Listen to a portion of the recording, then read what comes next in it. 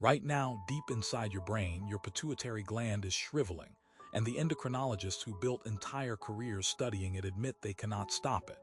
Not in patients with rare disorders. In you, sitting here right now.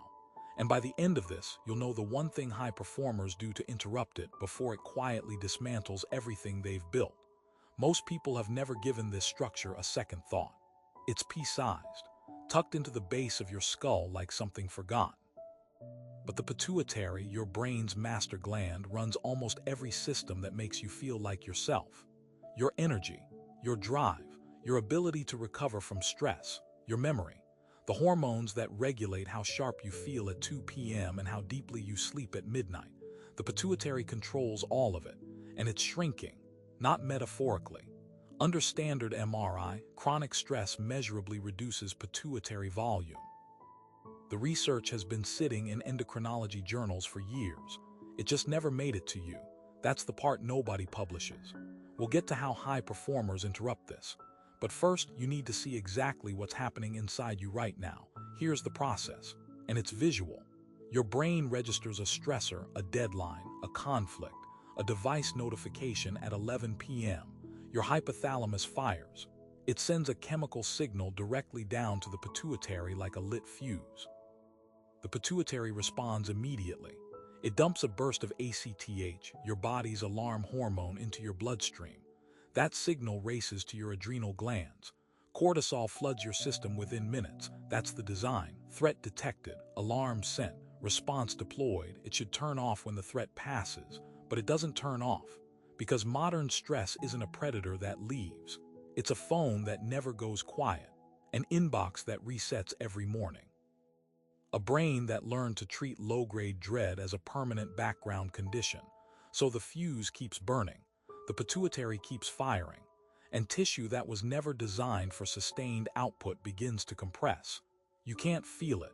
That's what makes it so dangerous. Here's what the endocrinologists will tell you if you push them.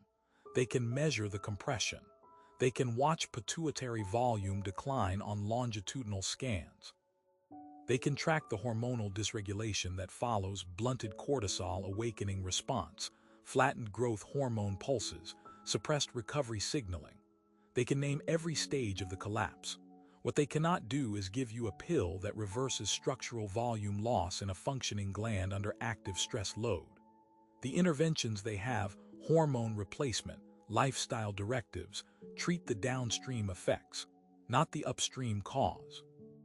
The cause is a signal loop the modern world has made permanently open, and no clinic appointment closes it. The rule that does close it isn't medical. It isn't something they're licensed to prescribe. It was found somewhere else entirely. We're almost there, but first stop. Because conventional advice says, meditate, breathe deeply, reduce stimulation. That's what you've been told will protect your stress system. For some people, it makes this worse. Here's why. Focused mindfulness meditation, the kind where you observe your thoughts, requires your prefrontal cortex to hold sustained attention. When that region is already depleted from chronic stress, the effort of meditating becomes another cognitive demand. For a taxed pituitary hypothalamic axis, the attempt to relax can actually spike cortisol in people already running high baseline levels. Studies measuring cortisol in novice meditators found spikes, not drops, in the first 20 minutes. The intervention you've been handed may be adding load to the exact system you're trying to protect. And here's the second threat, because this is where most people make the problem permanent. When conventional relaxation fails, they try harder. More minutes, stricter practice. They turn recovery into another source of performance pressure. The loop tightens instead of loosening. The pituitary never gets the signal that the threat has passed. High performers figured out something different, and it has nothing to do with stillness. What they do has a specific name in performance neuroscience: effortless attention redirection. The pituitary hypothalamic signal loop requires a cognitive anchor, something your brain has labeled as a pending threat to keep firing. Remove the anchor without effort and the loop loses its fuel source. The practice is specific. You identify one unresolved loop running in the background, a task, a conversation, a decision you've been avoiding. You don't resolve it. You write it down completely in exact detail, then physically close the document or notebook. The act of externalization signals to your prefrontal cortex that the item is stored, not pending. The perceived threat status drops. One loop closed this way produces a measurable drop in baseline arousal within 12 minutes. High performers do this before any recovery period, before sleep, before a meal, before they attempt to focus on anything demanding. They're not relaxing. They're cutting off the signal's food supply. And the pituitary, deprived of that open loop, stops receiving the fuse lighting command. Tonight, before you get into bed, open a blank page.